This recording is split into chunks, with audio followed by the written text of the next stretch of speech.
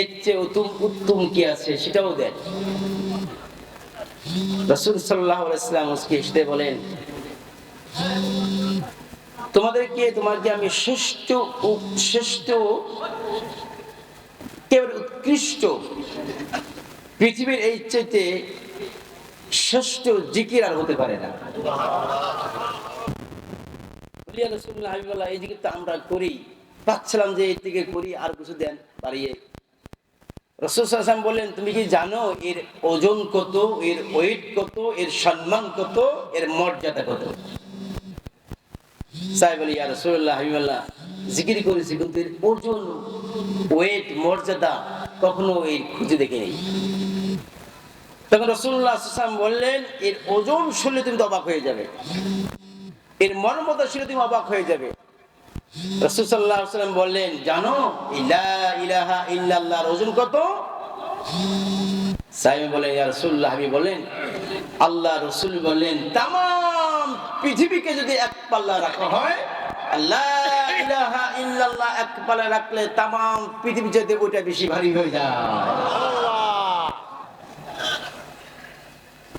একবার যদি কেউ লা ইলাহা ইল্লাল্লাহ মন থেকে, হৃদয় থেকে নিগ্রাণভাবে রবকে স্মরণ করে, নিজের গুনাহকে চিন্তা করে যদি একবার লা ইলাহা ইল্লাল্লাহ বলা যায়, রাসূল সাল্লাল্লাহু আলাইহি ওয়াসাল্লাম বলেন, ফাদাকুলুল জান্নাহ, আল্লাহ তার মৃত্যু পরে জান্নাত দান করবেন। সুবহানাল্লাহ। এত পাওয়ার, এত মজবুত। এই জন্য বলছেন, মাগরিবে পরে অথবা ফজরের পরে যদি কোনো বান্দা কিছু সময় আল্লাহ তাআলা জিকির, রাসূল সাল্লাল্লাহু আলাইহি ওয়াসাল্লামের শিখানো তাসবিহ তাহলিল পাঠ করে, পৃথিবীর মধ্যে যদি তার ফেনা সাগর পরিমাণ যদি ফেনা হয়, আকাশচুম্বী হয়ে যায়, আর সে যদি এই তাসবিহ পাঠ করে মুনাজাত করে আল্লাহর কাছে চায়, আল্লাহ তাআলা পাহাড় পরিমাণ গুনাহকেও মাফ করে দেয়। এই জন্য বিভিন্ন তরিকার অনুযায়ী মাগরিবে কিছু সাববিছানি করা হয়, তাসবিহ তাহলিল জিকির আজকার দুরূদ সালাম। এতে ফায়দা হলো, আমার আপনার হয়তোবা পিছনের গুনাহকে আল্লাহ তাআলা নিষ্পাপ হিসেবে কবুল করে নিয়েছে, গুনাহ কবুল করে নিয়েছে। তার মানে গুনাহ মাফ করে দিয়ে কি করেছেন? সওয়াবের পরিপূর্ণ করে দিয়েছেন। এই জন্য বেশি বেশি করে জিকির আজকার করবেন। আপনি হাটে চলছেন, বাজারে চলছেন, ধান লাগাইতেছেন, এখন ধান কাটা ঝোপ, গোছ ধরে পোজ দিয়েছেন লা ইলাহা ইল্লাল্লাহ, আল্লাহ তাআলা এর বরকত দান করবে কি করবে না? আপনি একদিক তো হলো আল্লাহ তাআলা জিকির আজকার করলেন, আপনার তাসবিহ পাঠ করা হয়ে গেল। হয়তোবা হতে পারে এই যে জিকির আজকার করে যে ধানগুলো কাটছেন বা কাটা বাকি আছে, এক একটা ধান পোজ দিয়েছেন লা ইলাহা ইল্লাল্লাহ, লা ইলাহা ইল্লাল্লাহ, একেবারে কাটা যখন শেষ হয়ে যাবে, মুহাম্মাদুর। ও ভাই, আপনি এগুলো কাটবেন, বাড়িতে আনবেন, বরকত দেওয়ার মালিক কে? জোরে বলেন কে? আপনি শুধু বিসমিল্লাহ বলে শুরু করবেন, লা ইলাহা ইল্লাল্লাহ, জিকির চলবে চলবে চলবে, কাটা শেষ হয়ে গেছে, শেষ মতো যখন বাড়িতে আনলেন, কাটা যাবেন, কাটা শেষ, লাস্টে বলে মুহাম্মাদুর রাসূলুল্লাহ সাল্লাল্লাহু আলাইহি ওয়াসাল্লাম। রাসূল সাল্লাল্লাহু আলাইহি ওয়াসাল্লাম বলেন, যার মৃত্যু শেষকালে একটা কথা উচ্চারণ হবে লা ইলাহা ইল্লাল্লাহ, আল্লাহ তাআলা বলেন, নবী বললেন, সাহাবী আজমান কাছে এসেছে, ওই লোকটি আল্লাহর জান্নাতি হয়ে যাবে। সুবহানাল্লাহ। তাহলে ইস্তিগফার, জিকির আমাদের জন্য অতি জরুরি ভাই, অতি জরুরি। আমরা মুসলমান, গুনাহ হয় আমাদের, আমরা আদমের সন্তান, আমাদের গুনাহ হবে, মাপ চাওয়ার সুযোগও আল্লাহ তাআলা দান করেছেন। এই জন্য আমরা যখন নামাজ পড়তে যাই, আমরা কি বলি? তাই নামাজে দোয়া বলি না, এটা ইন্নী ওয়াজ্জাহতু ওয়াজহিয়া লিল্লাযী ফাতারাস সামাওয়াতি ওয়াল আরদা হানিফান ওয়া মা আনা মিনাল মুশরিকিন। দাঁড়িয়ে গেলাম, কার দিকে মুখ ফিরেছি বলেন তো? আল্লাহর দিকে। আমরা চাই যে আল্লাহ আমাদের জন্য কোনো শয়তান বিমুখ করতে পারে না।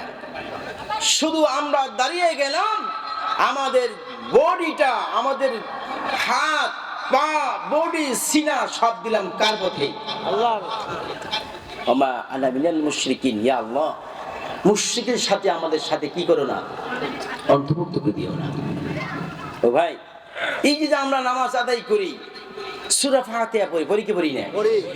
সূরা ফাতিহা হলো তামাম কোরআন শরীফের কি বলুন তো, মা।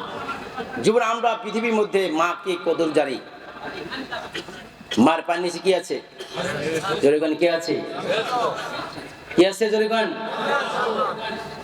কারণ অনেকে মনে বলে না মার কি মারেন নাকি, হ্যাঁ? এই জন্য বলছি মায়ের পায়ের নিচে কি আছে? আহা, যার আব্বা চলে গেছে, যাদের মা চলে গেছে, যদি মাপ না চাইতে পারছে আর নিজেকে যদি জান্নাতি ওয়ালা না বানাইতে পারছে, এই তো হতভাগ্য পৃথিবীতে কেউ নেই। মা হলো শ্রেষ্ঠ মানুষের ব্যাধিতে শ্রেষ্ঠ একজন সম্পদ, ঠিক আছে বলে? মা হলো একটা সন্তানের জন্য শ্রেষ্ঠ সম্পদ। মা বাবা যে কি রত্ন, যার নাই সে বোঝে যে মা না থাকাটা কত যন্ত্রণা, আব্বা না থাকাটা কত বেদনা। এই রত্নকে যদি ভালোবাসা যায়, রত্নকে যদি মহাব্বত করা যায়, আহা, আল্লাহ রসুল বলছেন সেই ব্যক্তি বিনা হিসেবে জান্নাতে চলে যাবে। বহুত সাহাবীরা, বহুত উলামা কিরামগণ, বহুত বুজুর্গি ওয়ালারা মাকে খিদমত করতে করতে আল্লাহ ওলি জান্নাতি ওয়ালা হয়ে গেছে। বাইজিদ বুস্তামি রহমতুল্লাহ আলাইহি কথা শুনেন নাই? কষ্ট করেছেন, মার খেদমত করেছেন, ধমক দেয়নি, দিলেও অন্যায় যদি কি করেই ফেলাই তারপরে মার কাছে মাপ চেয়েছে, মা মাফ করে দিও। দুনিয়ার ভিতরে শ্রেষ্ঠ সম্পদ আল্লাহ তাআলা আপনার, যার থেকে আমরা এসেছি, মা আমাদের রত্ন, আব্বা আমাদের রত্ন। যেভাবে আল্লাহ তাআলা বলেন, কোরআন আমি নাজিল করে দিয়েছি, মা যেমন তোমাদের কাছে এত রত্ন, এত ভালোবাসা, মা যখন তোমাদের কি সন্তানের জন্য এত আদর, এত ভালোবাসা, এত আদর ভালোবাসা দুইজনের ভিতরে আমি মিল দিয়েছি। আরে মা সন্তান যদি হারিয়ে যায়, মা ছটফট করতে থাকে, আরে সকালবেলা মারছি, সন্ধ্যাবেলা খোঁজ নাই, বলি কে বলে না? অনেক ভাই আমার কাছে বলে, হুজুর, অনেকজন বলে, হুজুর বিদায় থেকে মা চলে গেছে, মনে হয় আমার বড় বড় দামি দামি এই জামা কাপড় এখন পরতে আর ভালো লাগে না। আমি যখন দামি কাপড় পরতাম, মার সামনে যাইতাম, মা দেখো জামাটা বানাইছি, শার্টটা বানিয়েছি, প্যান্টটা বানিয়েছি, কেমন লাগে? মা একটা কোমল হাত দিয়ে সন্তানের গায়ে বলে দিয়ে বলছে, বাবারে তোকে মনে সুন্দর লাগতেছে। আমার ভাইরা, আমার নিজের চোখে দেখা, আমার কাছে বহু মানুষ যখন আছে, হুজুর গো আমার মা চলে যাওয়ার পরে আমি দামি কাপড় চোপড় পরা বন্ধ করে দিয়েছি। বললাম কেন গো, কেন গো? বলে, হুজুর গো দামা জামার জায়গায় যখন মার সামনে গেতাম, মা হাত বুলিয়ে দিয়েছে, মা তো নাই, কেউ হাত বুলিয়ে দেয় না। আমি আমার জামা কাপড় মার জন্য আমি যখন কিনতাম, মাকে আমিও দিতাম, মার কাছে যাইতাম, মা হাত বুলিয়ে দিত, মা দেখতো, বাড়ি থেকে বেরোতাম, মা ঘর থেকে বেরিয়ে যখন যাইতাম, মা সফরে যাই বা অন্য থেকে যাই, হুজুর গো আমার মা বলতেন, ফি আমানিল্লাহ, বাবা যাও, দেখে শুনে যাইও, দেখে শুনে যাইও। এই সন্তানের ভিতরে, মার ভিতরে একটা কানেকশন, আল্লাহ তাআলা 100 ভাগ মায়া দিয়েছে, তার ভিতরে 1 ভাগ মায়া মায়ের অন্তরে দিয়েছে, মাত্র 1 ভাগ মায়ের অন্তরে দিয়েছে ভাই। তাই এত মায়া, এত কদর, এত আদর পৃথিবীর মধ্যে দিয়েছে। মা ভাগ করে নিয়েছে, দাদা ভাগ করে নিয়েছে, দাদি ভাগ করে নিয়েছে, সবাই আমরা ভাগ করে করে নিয়ে এইখানে এই দরবারে অনেক লোক আছে, হুজুর সন্তান রেখে এসেছি, অসুস্থ, আসতে চাইছিল, হুজুর আমার সন্তানের জন্য দোয়া করে দেন, জ্বরটা ভালো হয়ে যায়। হুজুর গো এখানে অনেক লোক এসেছে, বাচ্চা হসপিটালে রেখে দিয়েছে। বলছে হুজুর বাচ্চাকে হসপিটালে রেখে দরবারে ছাড়ি নাই, তারপরে এখানে চলে এসেছি। মালিক একজন আছে, তাওয়াক্কুল তো করে আমার সন্তান চলে দেখি হুজুর একটু দোয়া করেন। আরে মার সন্তান কি তো মায়া, তাই দেখি। আল্লাহ বলে বান্দারে মার ভেতরে এত মায়া দিয়েছি, দেখো কত পাগল, কত পাগল। কিন্তু বান্দারে তুই কি জানিস, মায়ের চিত্র বুক ভাগ মায়া আমি আল্লাহ তাআলা বসে দিয়েছি, আমি আল্লাহ তাআলা ধরে রেখে দিয়েছি। আমি আল্লাহ তাআলা বান্দা, তুই যখন একবার আল্লাহ মন থেকে হৃদয় থেকে যদি আমার ডাক দাও, বান্দারে তুই হাজার অন্যায় করেছিস, হাজার পাপ করেছিস, আমার মন থেকে তোকে আমি ভালোবেসে আমি মাফ করে দিই।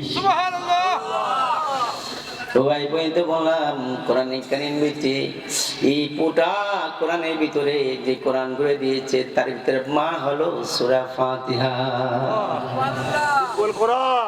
সূরা ফাতিহা এমন ইজ্জত সম্মান, এই সূরা ফাতিহা যে পড়বে আল্লাহর কাছে চাওয়া সত্ত্বেও পৃথিবীর সবকিছু চাওয়া হয়ে গেল।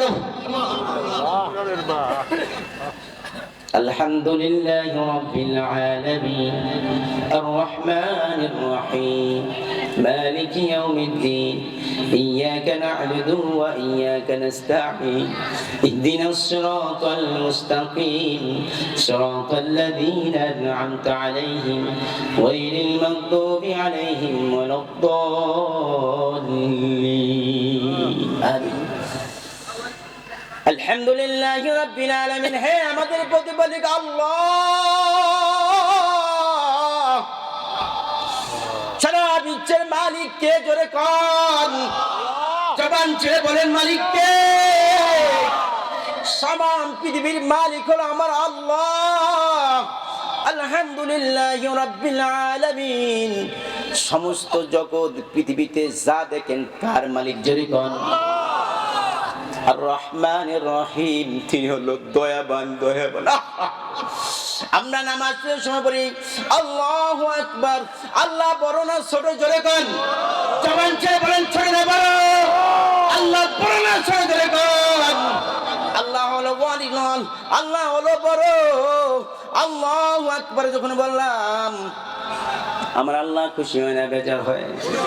আপনি যখন ইন্নী ওয়াজ্জাহাতু ওয়াজহিয়া লিল্লাযী ফাতারাস সামাওয়াতি ওয়াল আরদা হানিফা